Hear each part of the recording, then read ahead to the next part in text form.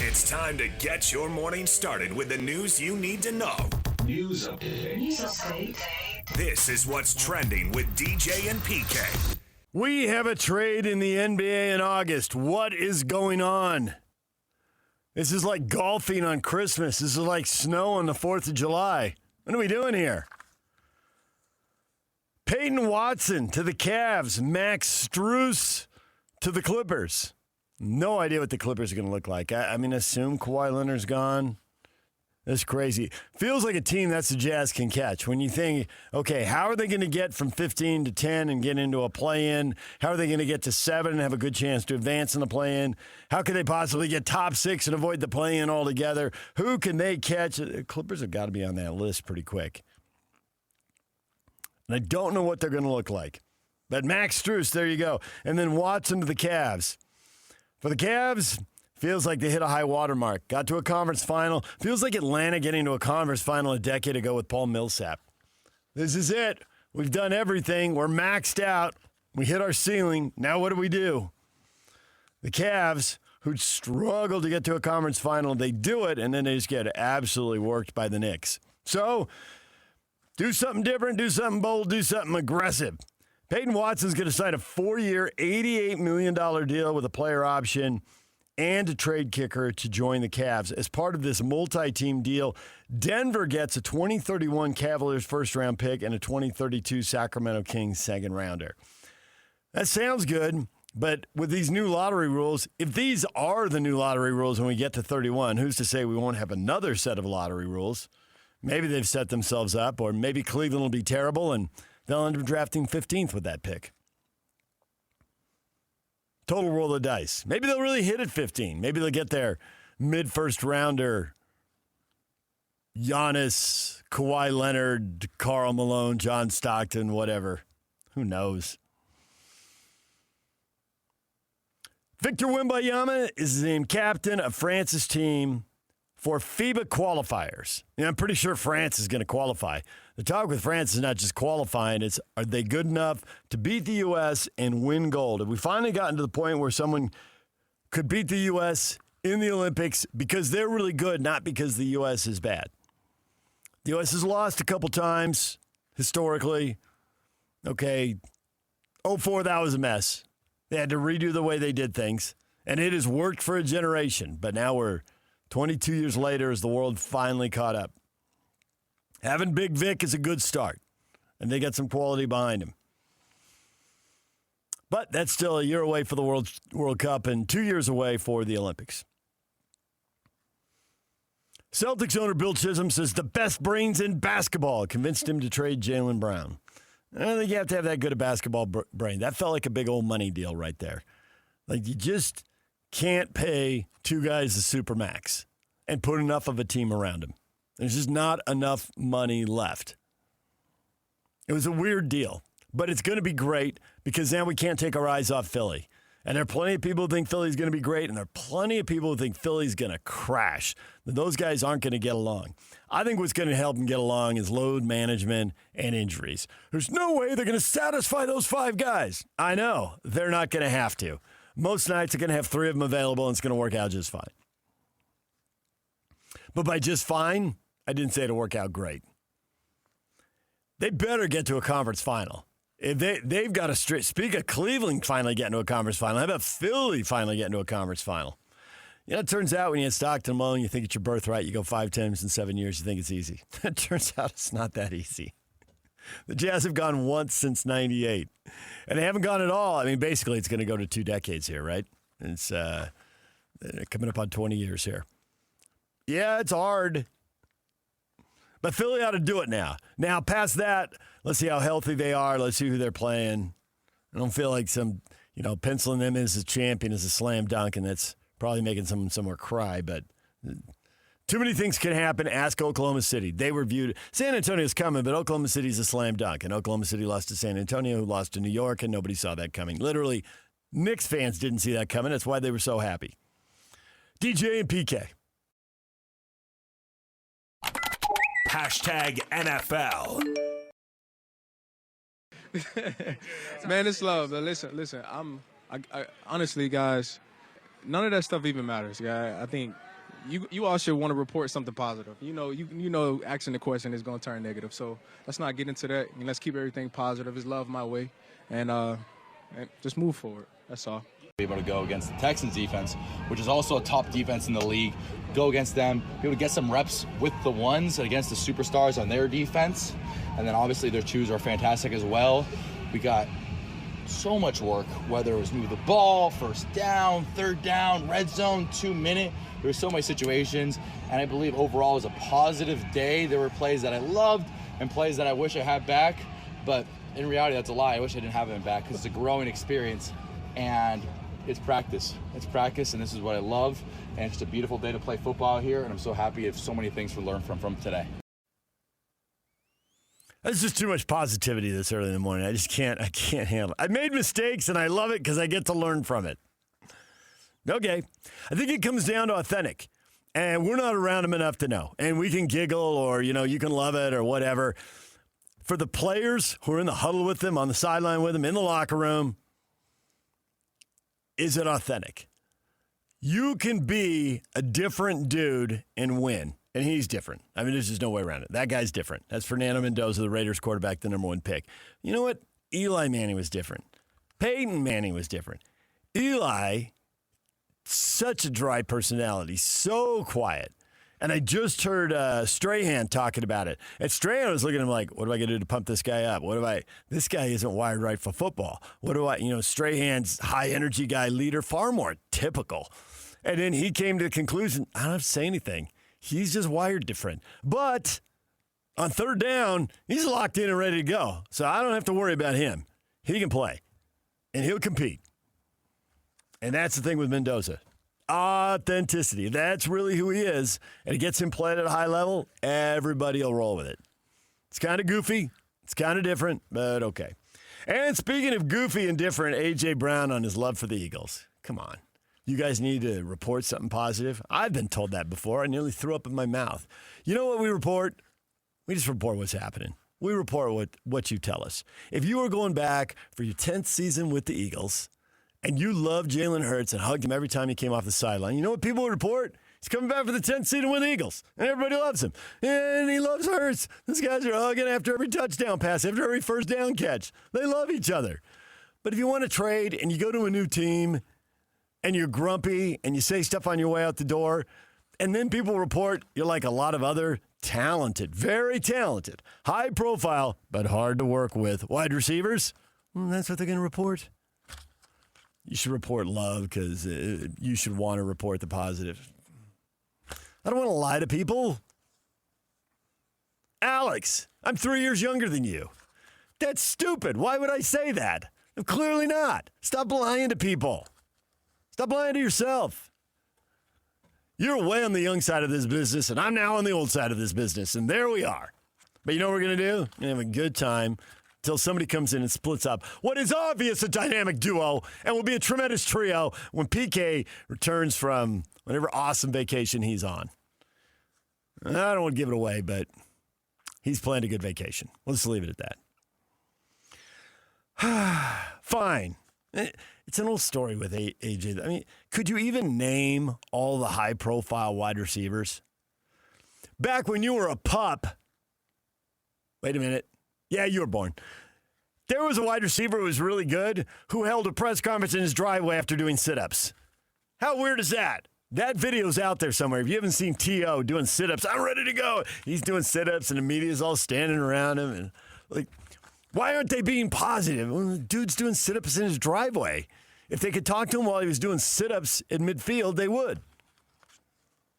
T.O. going to salute the star and getting blown up in Dallas. I mean, man, Fernando. Remember yesterday I was going nuts on Fernando Tatis as a showman? Yeah, he's still taking notes at the foot of the legend. I mean, Tatis is pretty good at putting on a show. But T.O. at the star, the salute, the push in the back, the starting the rumble. That was awesome. And AJ's in a fine tradition. Vita Vea, it's over. He's got a 1-year extension. The holdout, the hold in, add $6 million to the $18 million. So he gets bumped from 18 to 24. He's back. He's good to go. Ready to anchor the line in the worst division of football. Colts tight end Tyler Warren injures his groin in practice. This is it. We got injury news every single day. It happens. Shedeur Sanders not feeling pressure about being the Browns quarterback decision. When is there a decision? Is Shedeur just terrible? It should be him. They got to see what they have in him. I think if we ran a poll question, most of you would say they don't have enough. And that's probably the way to go. He's probably not the guy. But you got to find out for sure. Watson's not the guy. There's no way.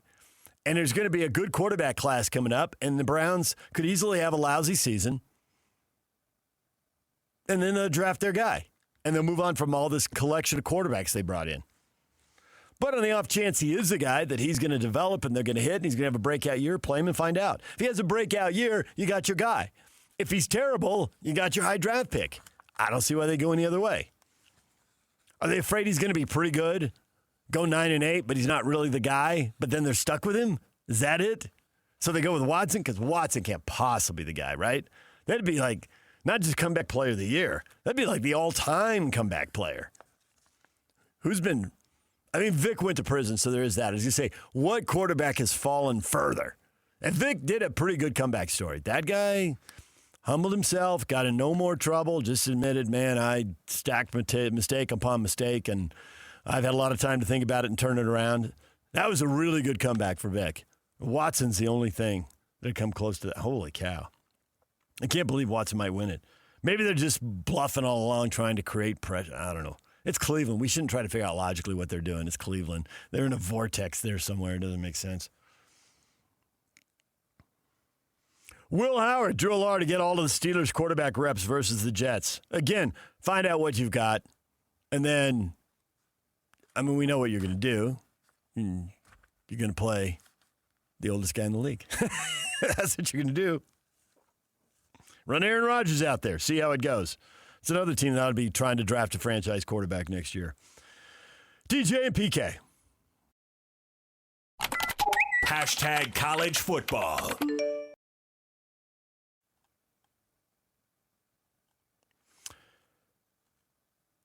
Well, the judge has ruled that NBA players can enter the transfer portal now and return to college football in 2026.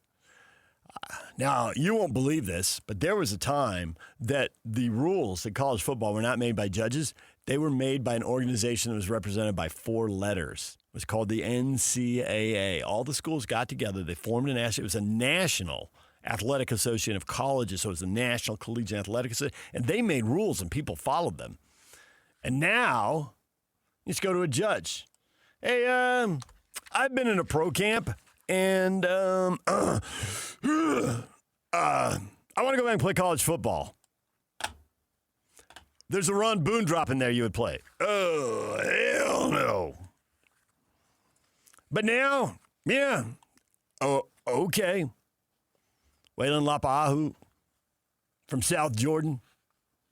Little BYU, little Utah State. Mix in a little NFL camp here or there. Go check out Miami. Go to a mini camp with the Chiefs. I don't know. Is he going to end up in Michigan now?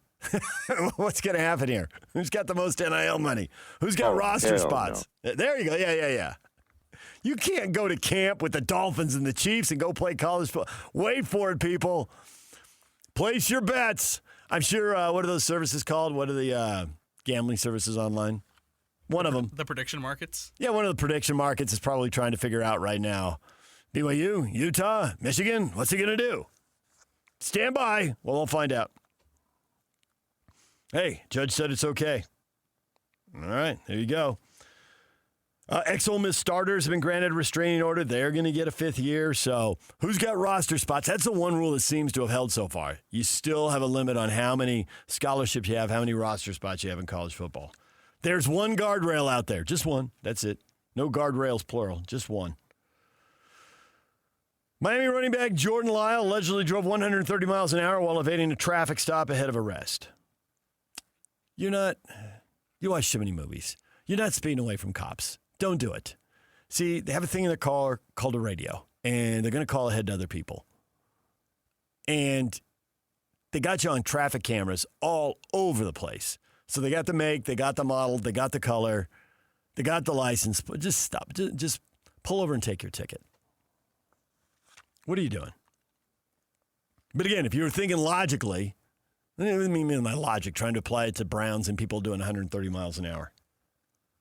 I don't think I've ever owned a car that would do 130 miles an hour. That was a thing that I pitched that didn't go anywhere, and it clearly should have. The track got it, but we just didn't pub it enough. There used to be, when you were 8, did you know there was a racetrack out in West Valley right off the 201 freeway? Yes, yeah. Rocky Mountain Raceway? I remember driving by You it. do? Okay. Yeah, back in the All day. right. So Rocky Mountain Raceway, they had the track, and then the track on the backside of the grandstand was another grandstand. It was 2 grandstands back to back, and they had a drag strip.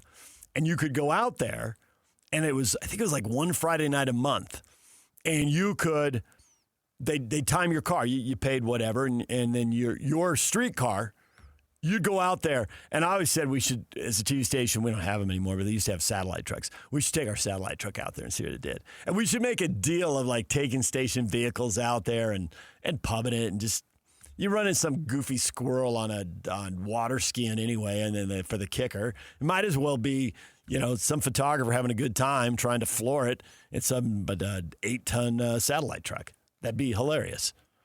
Should have really, really gone after that. I don't think I've ever had a car that could do 130. Get your Prius out there, see if you can do 130. Maybe you're driving a Lamborghini, you got a car that can do 130. How many Lamborghinis do you see around town? We do have a new Porsche dealership. I don't know if you saw the Porsche dealership right off 215. Yeah. It's like 40th, 45th South, something like that. They built it right there between Wasatch Boulevard. Yeah. But, I mean, you're out there in an SUV. How fast can you go in that? One of you can tweet at me. I know somebody's tested it. Some 2-lane road out in the middle of the desert. Just give it a look. We're 2 miles outside of Delta. There's nobody around. Let's go for it. TCU safety Jacob Fields dismissed from the team reportedly after fighting with teammates. What'd I tell you about fights? Bad people. See? That's what TCU thinks. Last strike, bad people. DJ and PK. Hashtag Major League Baseball. Now they're set in the 1-2. Swing and a drive. Deep right field. If it's fair, the Pirates will win this game. He's done it! Brandon Lau wins it! What a thrilling come-from-behind win! The Pirates send the Tigers packing! 1-2, and Betts hammers one to left field. This one's headed toward the wall. It is over the wall. A home run for Mookie.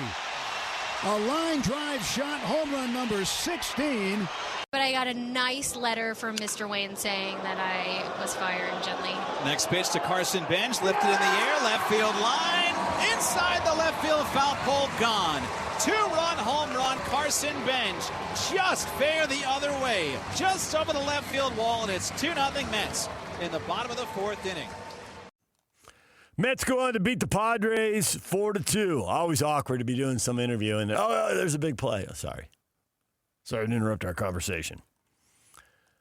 Also heard Mookie Betts go deep. You know what's good for the Dodgers? Going to Colorado and playing a lousy Rocky team. They win in 10. That's 3 straight. They sweep the Rockies. Now, a week ago they were sweeping the Royals, who aren't very good either. I mean, they're not Rockies bad, but they're bad. But then they went back and played the Brewers, and they couldn't handle them. It's been a tough stretch here for the Dodgers. The playoff quality teams, the Red Sox, the Cubs, the Diamondbacks, the Brewers, have all given the Dodgers fits. They look good against the Royals. They went right back to being bad against Milwaukee. They look good against the Rockies, and now they have Pirates coming up, and the Pirates are a 500 team. I mean, with so many playoff teams, I mean, the Pirates can say, we're not that far out of it, and they're not, but they got a losing record. And you heard all the screaming and the dramatic comeback for the Pirates, a team that's under 500, beating another team that's under 500. At the same time, after what we've seen the Cubs do earlier this year and what we've seen the Red Sox do, you're saying there's a chance. Pirates are 5.5 games, 3 games under 500, 5.5 games out of a wild card. But maybe they could, which is why they added the 5th and 6th wild cards. Give everybody a hope, make some more money off postseason baseball. Story of the day, Pete Alonso. Home run. Well, everybody thought it was home run except the 2 people who really mattered. The dude wearing blue who pointed foul, and the dude on the replays is like, yeah, no, nothing wrong with that. Everybody else saw something wrong with it. replay technology and the whole replay now taking a lot of heat. The Orioles, another team, 5 games under 500, which in the American League only leaves them a game and a half out of a wild card. Pretty bitter about that loss. They thought they'd won it there with Pete Alonso, and now everybody's furious. And I get it. It's the Yankees. You want to beat them in the first place, and you're in this wild card race, and you paid Pete Alonso a bunch of money, and you think he snapped the 3-3 tie with a go-ahead homer, and the Yankees end up winning the game 5-3, and you're frustrated. And the whole eliminate replay crowd, it's still fixing a bunch of bad calls. I'd still stay with it. Jacob deGrom, starting today for the Rangers, he could get to 2,000 strikeouts. So if you're looking for milestones, there's an opportunity. Almost had a milestone last night, almost had a no-hitter. We have so few of those. The Nationals end up beating the Rangers. They shut them out 6-0. Now the Rangers eventually put together 4 hits, but Cade Cavalli striking out 11 over 6 innings. He retired the final 11 batters he faced. So, good outing for him. Bees pound Reno 12-1. Man, they got it going in Reno. They've had a couple of blowouts at 14-3, I think, 12-1. They're having a week. You can listen to their game again tonight, 6:35. DJ and PK. Hashtag BYU. They're big. That stands out. So you see them walk out on the field. I don't think anybody in the country is going to have a bigger group than we have. Maybe somebody, I don't know, but we have great size and really like the way they're executing. JoJo is playing really good football. I'll forget somebody if I start mentioning everyone, but Kyler Casper really showed up in the scrimmage, played well. Tiger Bachmeyer had a really good scrimmage. He's playing well. Reggie Frischneck is playing well. And Glasker, those guys are all doing a really nice job. Aaron Roderick talking up all the wide receivers, not giggling like he was about the running backs with Journey, but talking them up nonetheless. We'll see when we get to the Arizona game who can make plays, move the chains, score the touchdowns. Go back to Norm Chow, and Aaron Roderick, can do the same thing. You can be a good receiver at BYU if you run the routes where you're supposed to, make the break when you're supposed to, you will get open. The offense is designed. Will you be a superstar? No. Will you go to the NFL? No. But can you be a good college receiver? Absolutely. Run the right route, break in the right spot, catch the ball when it's thrown your way. It's not complicated. And having the size absolutely helps. Bigger target. Riley Jensen, former college quarterback, talked about that. The bigger the target, the easier it is to throw. And then you end up throwing because you're not stressed. You end up putting it right on the money. Now, when you have to put it right on the money, now it's tight. You're gripping the ball, and you get inaccurate. It's a weird mental game.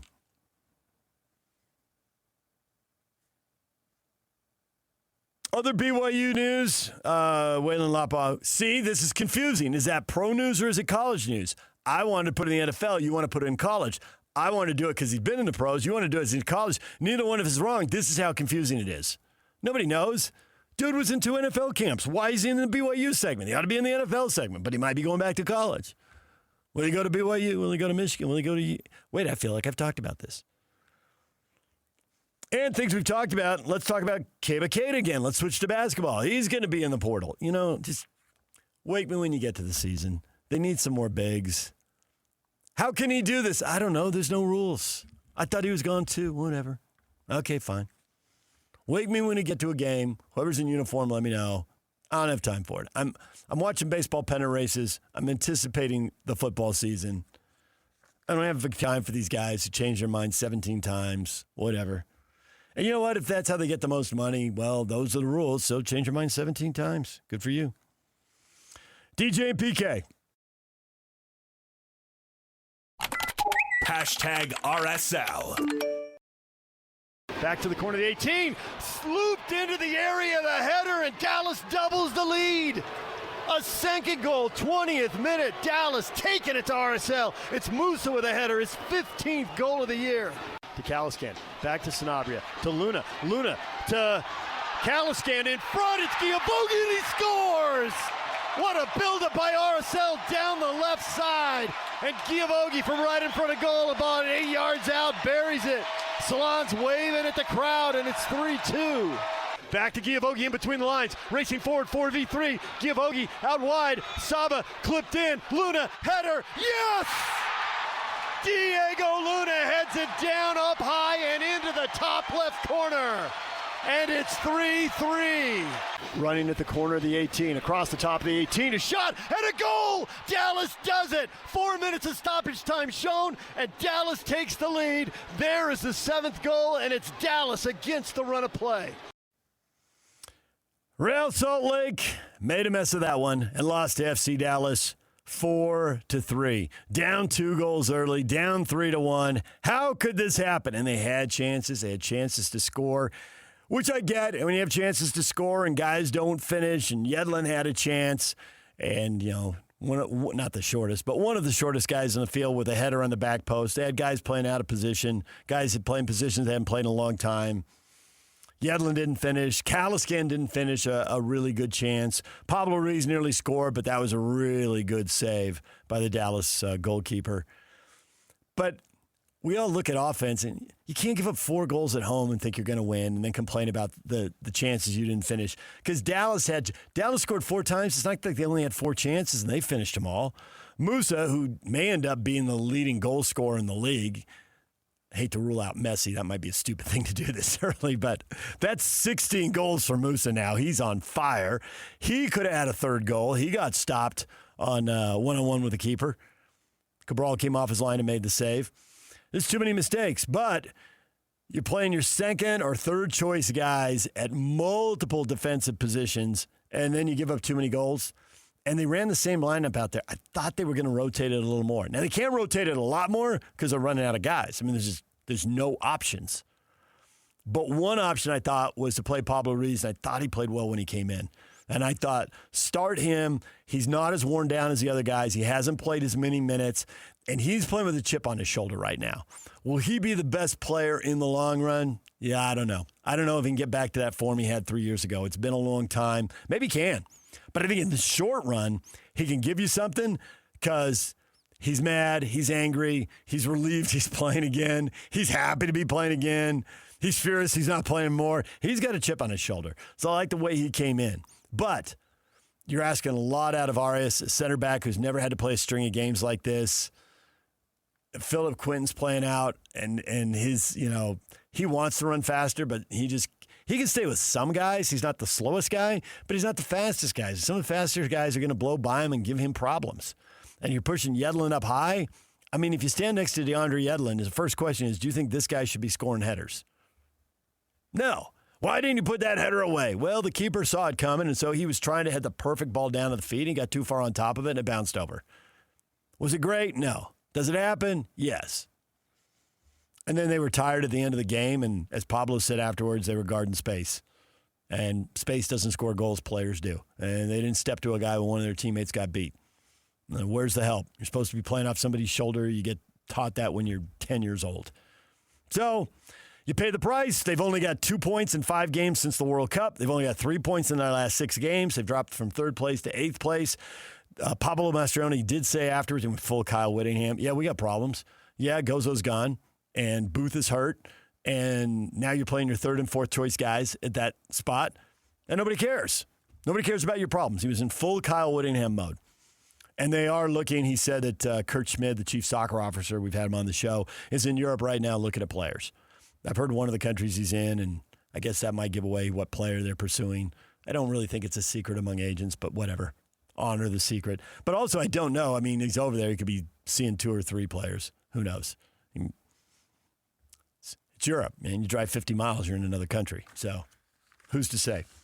They need to find somebody, and the old rule is you got to chase 4 players if you're going to land 1 because it's the Wild West, and other people have injuries and need help also. So they got to be chasing multiple guys if they're going to land one of them. They're back at it Saturday in Orlando. I would expect a lot of familiar faces to either be on the bench or not even make the trip. Rest them up. They are treating that Tuesday game with Leon as a big deal. That's the quarterfinals of the League's Cup. The top 3 teams qualify for the Champions Cup. more matches, more money. Obviously, you're just 2 wins away from a trophy, which everybody wants to hoist a trophy. But even getting to third in that tournament has a big reward, getting into the Champions Cup next year and playing against all the best teams in North America, Central America, and the Caribbean. So I think the priority is going to be that Leon game at home Tuesday night. DJ and PK. #golf. Rory, Scotty was asked about the possibility of LIV guys coming back and whether they bring value, in your opinion. Are there guys, if it goes away, that should be allowed back? I mean, I'd argue, have they brought value to LIV? You know, I think PGA Tour is in a really good spot. Like when we talk about the best players, LIV has a few players that are really good. I think the depth that we have on our tour is a bit unmatched, but I think when you look at the higher levels of LIV golf, there's definitely some players that would provide, a lot of value to the tour and guys that I love competing against as well. And so I think going forward, there obviously has to be, I think, some sort of penalties. What those are, I'll let Roll Up and all those guys figure it out. We have great leadership within the tour now, but I think having those guys come back and competing with whatever happens with LIV, whether those guys want to leave or, you got to ask them. But I think for me, being able to compete against the best players in the world, there's certainly some guys on that tour that can compete out here. And, I look forward to the chance to compete with them more often. Rory McIlroy and Scotty Scheffler on the demise of the LIV Tour. And guys coming back to the PGA Tour. And I got to say, I don't agree with either one of them completely. Partially, sure. And honestly, I really can't come down on Rory because Rory was in the fire. I think Rory just took a little bit of a victory lap there. There was some truth in what he said, but if I'd taken the heat Rory took, I'd probably be taking a bigger victory lap. So I don't want to be too big a hypocrite here and get called out because he was in the middle of it. Now, the fight is over and the PGA Tour is won. The question is, can LIV exist? Yes, I think it can. It's got to scale back the finances, and they got to play off Broadway. Okay, the biggest shows are on Broadway, but there's community theater all over the place. The LIV Tour, the one thing they've gotten right is going around the world and going to markets that don't get the big celebrities. There's lots of tours. There's lots of pro golf, but they don't get the biggest celebrities. They don't get people who finish in the top 10 in the majors on a regular basis. And the LIV has started to provide that, and that is the one lesson the PGA needs to take away from it. I think they need some kind of fall tour. Players have to opt into it, and they want to. But I think the players' sponsors, and in some cases their heart, they're places they want to go for multiple reasons, and maybe they're from there, and maybe they've got a really good business deal, so it really pays off because you've got a sponsor who's in Japan or South Korea or Australia or New Zealand or South Africa or Brazil. I mean, there are places where golf is a big deal and it's a big market and there's a lot of money to be made, and the PGA Tour just doesn't go there. So the LIV got that right. Rory, I'd argue, did they bring value to LIV? Well, they did. I think Scotty Scheffler said the truth. They brought some value. Did they bring enough to justify the massive amounts of Saudi money? No, they did not. They don't have the history. They don't have the tradition. But I still turn around to watch DeChambeau and to watch Rahm. I mean, Koepka's back now. Now, the thing about Scotty Scheffler and penalties, and this is the part where golf is just disingenuous. I mean, they're lying to themselves. They're lying to us. And didn't we just talk about that earlier? Don't lie to me. You told me they were independent contractors. And I watch guys play golf, miss cuts, and make $0 on tour. They might be making sponsor dollars, but they make $0 on tour. So I always bought the independent contractor argument. So if they want to leave and go somewhere else, okay. Or you just sign a one-way contract and then you call it an independent contractor. PGA Tour. So I think to come back, they have to qualify, whatever the qualifying rules of the time are. Now, do they have a chance to get in for a long time using sponsor exemptions? Now, apparently those could be going away or cut back dramatically. That's the talk we hear about as the tour changes here over the next year or two, which, I'm all for. Great. So go through Q School, go to another tour and qualify. Go to the Korn Ferry Tour. You're an independent contractor. You made a choice. It blew up. What's with the penalties? Because they're not really independent contractors. There's a club and they're in it. They just don't like to act like it. And Scotty Scheffler was right. The part I agree with, they have brought some value. I have stopped and watched because of the value they brought. And people have obviously gone out to the courses and paid for tickets because of the value they brought. So there's value, and I think deep down we all want Rahm and DeChambeau back, and then we'll find out. Are you a top 5 golfer in the world? Are you a top 25 golfer? Are you top 50? Tony Finau is finding, hey, can I be top 70 and get in the playoff now? It's not an automatic. You got to go out and do it. And you have injuries, and your kids grow up, and it's a challenge in a way it wasn't a challenge 5 years ago. And that might be what happens to these guys. Liv's Golf CEO says the tour will continue, wouldn't bet against us. Yeah, but in what form, how interesting, with what players, and where? All right, that's what's trending. Segment sponsored by Shamrock Plumbing. No job too big or too small. Get the personal touch with Shamrock Plumbing. All right, coming up, football, 8 o'clock. Mitch Harper will join us to talk BYU. 9 o'clock, it's Ronnie Mack, the guy who gets to go into Utah and BYU practices. That's a short list. We'll talk with Mack about what he thinks a couple weeks before the season. Stay with us right here on The Zone. This is Utah's best coverage of the Utes, Cougars, Jazz, and Mammoth. Here we go. From the guys who have been there for all the biggest moments in Utah sports history. You're listening to DJ and PK on 97.5, the KSL Sports Zone. DJ and PK, it is time for the question of the morning. And I have not asked your opinion because I don't care. Yeah, how about that? Huh? Because it's something that's bugged me forever. And you're not going to change my mind. So why would I lie to you and say I care what you think? I've already made up my mind. It's a What Bugs You Wednesday on a Thursday. Why? I don't know. Because news people start doing sports stories and you start hearing crazy talk. And when you work in a newsroom for decades, you just shake your head. Like, you take one small factoid and you pull up, it costs $26,000 to go to the BYU game. It does not. No, it doesn't. Stop it. Stop it. It does not. Yes, that guy. See right there. Yeah, one person lists a ticket for $26,000, and that's a headline that gets a lot of traffic. We don't know that they're actually going to sell it. Obviously, the most expensive tickets are probably going to be the premium tickets. Depending on the sport, it's front row, it's a luxury suite, it's in whatever they've labeled premium seating, as everybody creates multiple levels of it. But it's not like everybody who goes to that game is paying $26,000, so stop it. You can go out and find $500 and $600 tickets on the market for that game. Now, the price may go up if these teams do what we think they do and it gets closer and they're winning, a battle of the unbeatens, prices are going to go up. But just because one person lists something doesn't mean it costs $20,000 to get into a game or $26,000. And that is for one premium seat. You want to go sit in a corner of an end zone, you can get something less expensive. The bigger point is true. It's a big game, and people want to go, and it's going to cost a lot of money, and that's going to reinforce what a big game it is.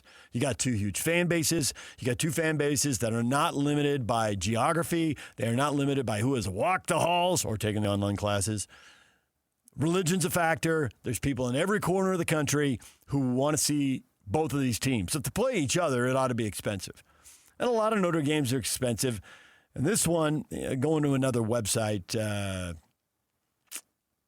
where you don't have to pay $26,000 to see a game because that's ridiculous. So quit shouting about it. $538.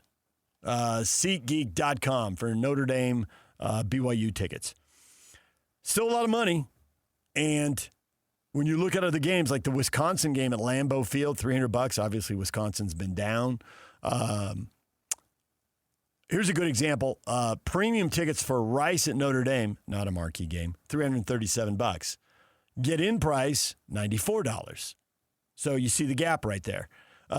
Michigan State, who's been down, get-in price is $245. Premium tickets are $823. So if you want to go, you want to have a meal in some air-conditioned suite, you want to get premium parking and park right by the stadium, or you want to park half a mile away and hike, or you want to get dropped off and then dad or somebody drives a half mile from the stadium and he does a walk while the rest of you get dropped off. And there's all kinds of options here. But quit screaming about the $26,000 ticket, okay? Man, so overblown. Weren't we just talking the last segment? Don't lie to people. That is just such a... You see that? Miami, that's a big game. Arguably, it's the biggest game in the Notre Dame schedule. I mean, it's Miami and it's BYU and SMU. Those are the top three games. Those really look like the only three teams on the schedule who'll be ranked this year. And somebody may shock us Maybe this is year Wisconsin or Michigan State gets it together or Syracuse gets it together. But right now it looks like they're going to play 3 ranked teams. The Miami game, $600 to get in, $2,400 for the best for premium seats. $2,400 and up. So stop screaming. It is a big game. And I can't wait for it either. Hopefully it'll be really interesting. But if I told you BYU is going to go 11-1 right now, I think 90% of BYU fans would go, we're going to lose that Irish game, aren't we? Yep, there you go. If I told you we were going to go 10-2 right now, which would be Kalani's 5th double-digit win season in 7 years. So it's crazy there's people who don't like him. And he'd be the only coach of that kind of record who isn't getting what he wants, but whatever. If he pulls it off and they're 10-2, BYU fans right now are like, oh, no. It's Notre Dame. Who else? Go ahead. Give me the bad news. Who else? Don't say Utah, DJ. Utah. Who else would it be? I mean, there's always a theory, a quarterback injury, you go to your backup, there's a bunch of teams you could lose to. Yeah, fumble the ball 3 or 4 times in a game. There's a bunch of teams you could lose to. But it's probably Utah, isn't it? I mean, realistically, that's who it probably is. All right, DJ and PK, on that topic of Notre Dame playing 3 ranked opponents, here's another thing that irritates me. Man, I am irritable today. Lying to me, then the tickets. Now I got a third thing. I got to get it all out in the 7 o'clock hour so I can project the kind of positivity that A.J. Brown is demanding from the media. I do not want to disappoint A.J. Brown. So I'm going to just do one more kind of negative segment, and then I'm going to pull it together. Except you're going to say, no, DJ, you're right about your negativity. Because what I'm about to say, I'm going to say 72.4% of you are going to agree with me. That's next. Stay with us. My favorite. This is DJ and PK on 97.5, the KSL Sports Zone.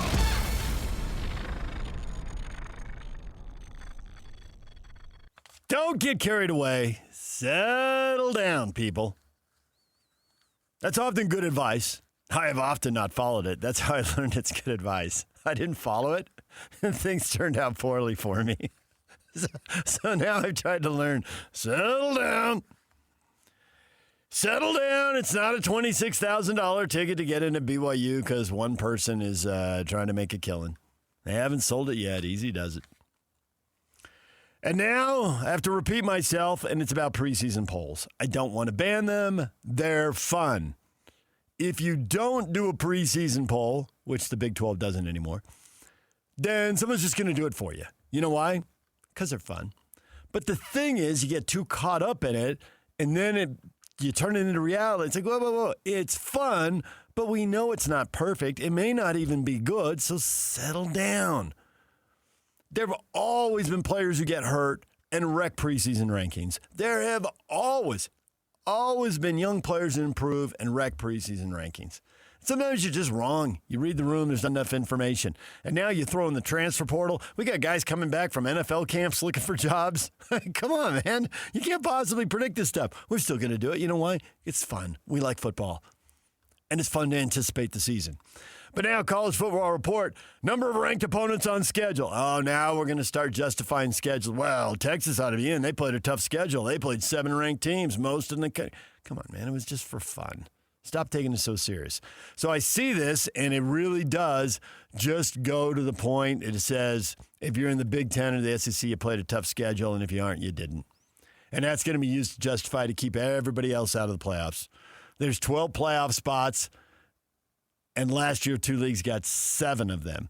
Is there a world where they could get 9 of them? Yes, there is. 2 G5s got in last year. That's not going to happen again. They changed those rules.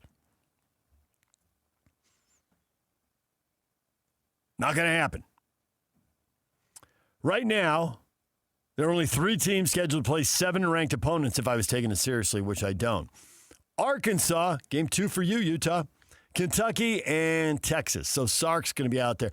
We played 7 top 20. You can already hear the lobbying. You can already hear it start. And the teams that play 6 and the teams that play 5, and by the way, Kyle Whittingham and Michigan on the line with 6, they're all Big Ten and SEC teams. Even on the line with 4, it's mostly Big Ten and SEC teams. There's one Big 12 team, Cincinnati. Here's what's going to kill the Big 12. The teams that are routinely being picked in the top quarter of the league, Texas Tech, BYU, Utah, Houston, teams that are being ranked, they're only playing 1 or 2 games against ranked opponents.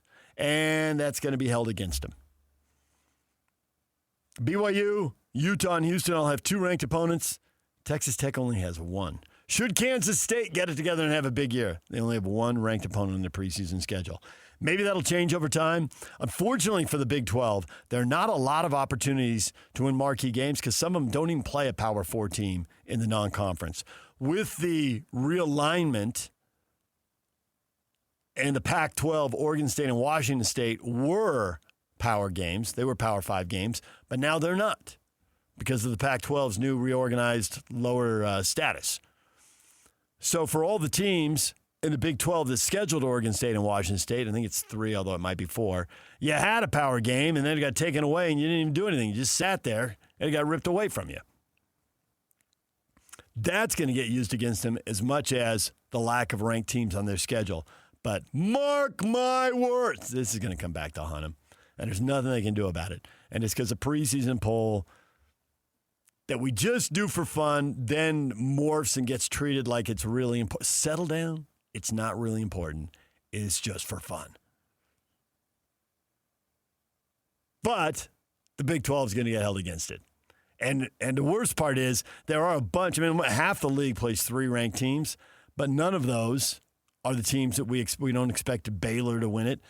We don't expect West Virginia to win it. We don't expect Kansas or Iowa State or Colorado to win it. There are some teams that are in the top half of the league. Maybe TCU, Arizona could, or ASU. Maybe they can. They're not expected to, but maybe they could pull it off, and they'd have 3 ranked teams. So there it is, ranked opponents on schedule. It ought to be one of those just inflatable souvenir bats that you can take home and give to the 2-year-old and they can use in the house. But somehow that inflatable bat morphs into an aluminum bat that college kids use, and they're all 6 feet tall, and they should not be playing with the aluminum bat in the house. Shouldn't be playing with these preseason rankings either. History tells us like half these teams aren't going to finish ranked. Half the teams that finish ranked are going to be on the outside receiving votes or completely off the radar. It happens every year. It's going to happen again. And we don't have a lot to talk about now, so we talk about rankings, even though we know we ought to be more disciplined. Last year, I've quoted this before, but it's worth remembering. It's worth committing to memory so you can throw it out around the water cooler. You know, if you're not working from home and have no one to talk to, which is a possibility these days. There used to be a water cooler, and there's a thing called an office. No, you're old enough to remember that. Never mind. Last year's preseason rankings, the champ, Indiana, was number 20 in the preseason poll. They beat Miami, who was number 10 in the preseason poll. Ole Miss lost in the semifinals. They were number 21 in the preseason poll. Are you seeing a trend here? Penn State, number 2, didn't make it, fired their coach. Clemson, number 4, didn't make it, kept their coach. LSU, number 9, didn't make it, fired their coach. So you can be down there around 20, 21, and you can do just fine. You can win it all. You can be in a semifinal. You can be top 10, miss the whole thing, and get yourself a new coach in the offseason. All right, DJ and PK coming up next. Mitch Harper to talk BYU football. Where do the Cougars stand? Couple weeks to go. Stay with us right here on The Zone. He's coming up next.